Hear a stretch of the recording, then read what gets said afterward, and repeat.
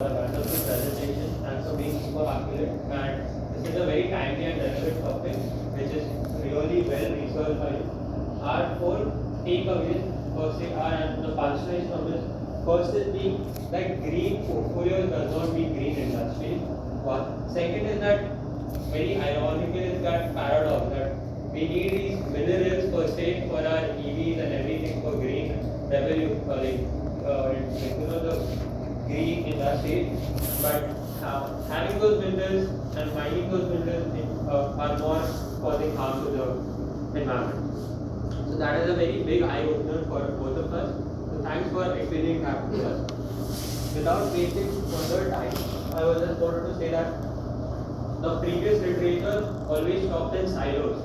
Yours is talking much more in a cohesive manner, with a manner which is more future outlook. So thanks for that. I'll just quickly go through this and get on to the last slide. We have just a few questions on that. Overall, you mentioned throughout your paper a lot about systemic coordination. Is there any way that can be measured? Because just claiming that these need to be systemically coordinated, is there some evaluation framework or any indicator that can be used for that purpose? That actually would come under the future research. The thing is, first we need to understand the problem. That is, it is a very simple yet complicated problem. That is disclosure. So disclosure is actually ensuring transparency. But when you look at all the economies, especially in Africa or Caribbean, just main disclosure is not helping them develop in the terms of finance as a whole.